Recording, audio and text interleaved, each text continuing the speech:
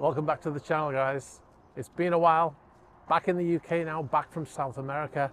It's time to go to look at potentially buying a new Porsche. Well, it's not new, it's new to me, but as you'll see shortly, it is not a new car.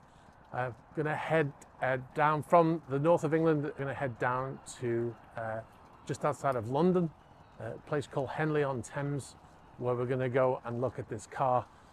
It's quite an interesting car. It's a bit like my 911 in the sense that it's a very customized car.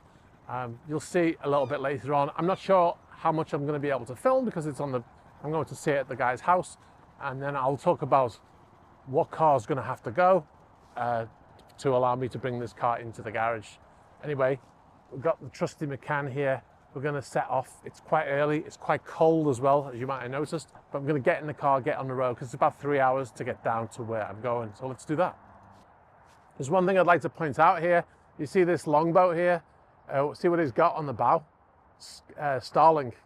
So he's got his internet on his. He probably lives on board, and he's got his internet on there. So that's really cool. I noticed. First thing I noticed when I came out this morning. Now, you might have noticed I have this on my seat. I'm going to explain it in a little bit. It makes me look like an old man, but I injured my back, so I need it for long trips.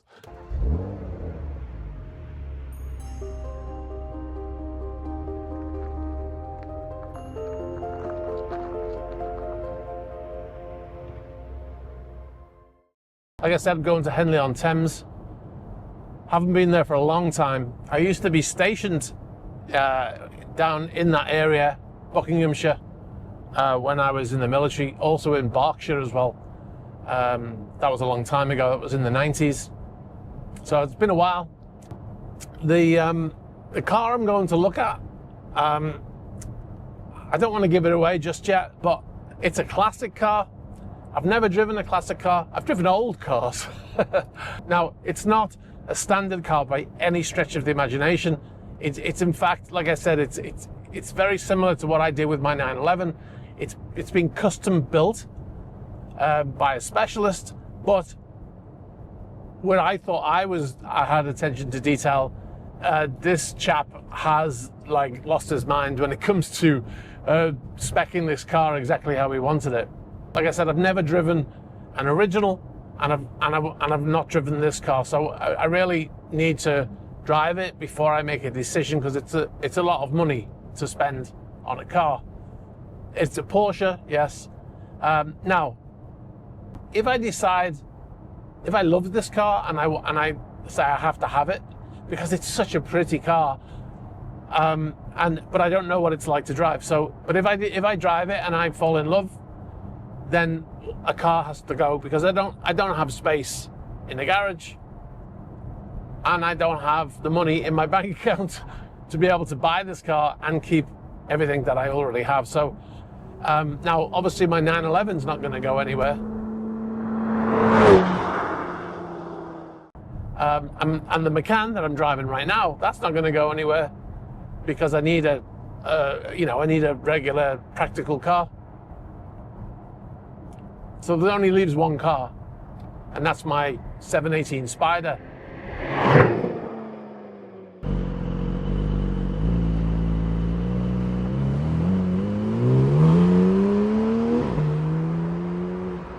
That is an impossibly pretty car as well. I love looking at that car. It's such a pretty car.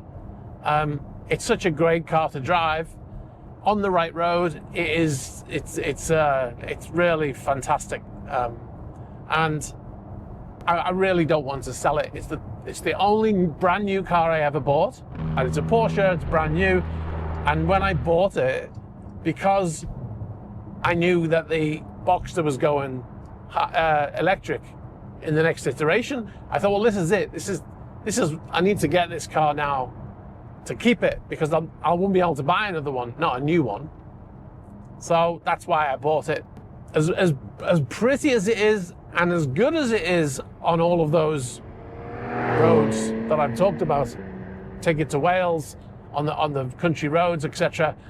and it really shines. But there's something about it that I haven't fallen in love with it completely.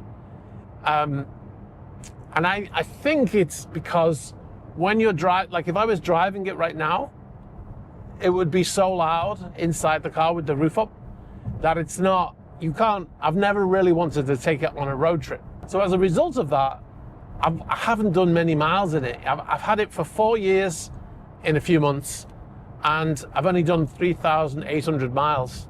Interestingly, last year I did a video where I compared my Spyder to a Spyder RS, and the chap who bought that car, he ordered it new, and he goes through cars quicker than I go through a tube of toothpaste. So I did that video knowing how often he changes his cars. I said to him,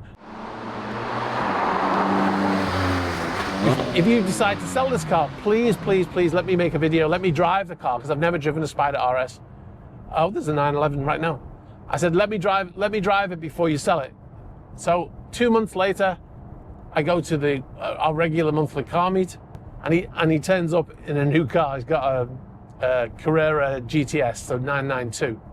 So he only had it for 2 months, but he said in that time he did almost the same mileage that I've done in my car in 4 years. So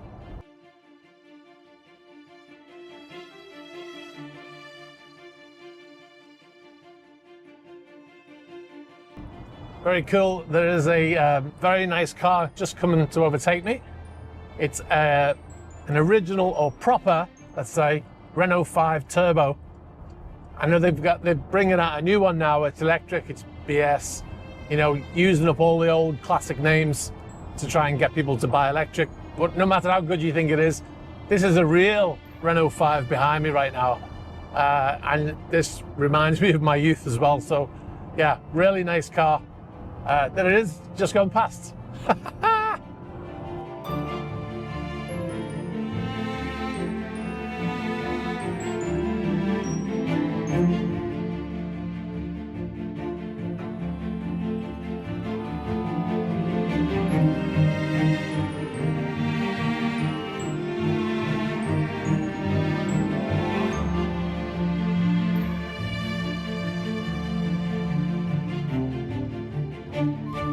Well, I'm almost there.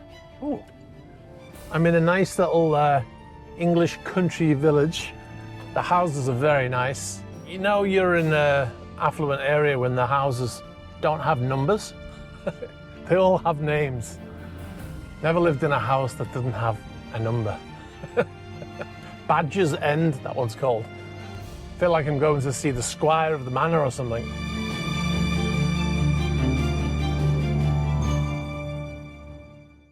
Alright, so I've just arrived at the house. It's got a camera and a thing that you have to press a button to get in, so it's definitely a upper class place. I don't want to show the guy's place for his privacy, but...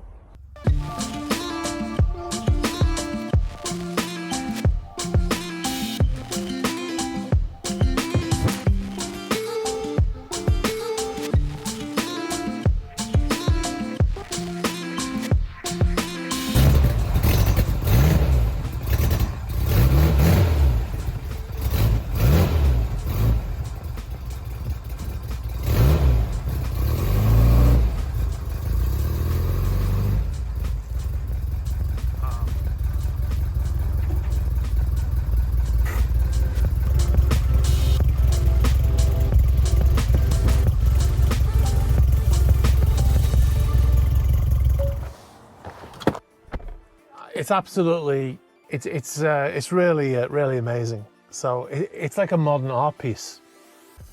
You can see that everything is the finest quality. It's hard to describe because it's such a unique car. It looks like a racing car from the 50s, which is effectively what it is, right? Seeing it in real life is very interesting as well, because it's all aluminium. There's no cushioning, there's no coverings, everything is metal. So, and it's in a garage that's 15 degrees. It was cold to the touch, so it's not the best thing to experience. And what do I mean by that? I mean, I mean, when you get in a car, and everything you touch it gives you feedback, right? The steering wheel, the gear stick, the sides of the doors, the center console, and usually they're all coated in leather in a Porsche, right?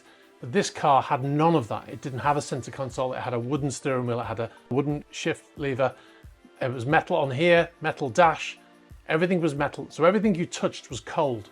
That's what I mean by that. So it kind of, it gives you the feedback it gives you is it's uninviting. I wanted to drive the car, and that would be the final thing to determine whether I want to buy it. It's beautiful. I could put it in my living room as an art piece if I had the money, but I need to know what it's like to drive. I need to know if I'm going to enjoy driving it, right?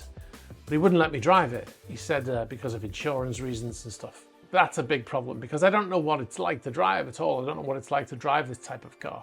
I decided to stop filming and think about it on the drive home. I've since spoken to him about the car, and I've told him that, look, I can't buy it if I can't drive it. That's where I left it with him. We'll see what happens. I mean, the car is stunning, as you saw. And I would love to have it. I think if I enjoy driving that car, having that with my 911 would be, for me, probably the ultimate garage. Let me know what you think in the comments, and yeah, we'll take it from there. And hopefully I'll be able to drive it and make a decision on whether to buy this car or not.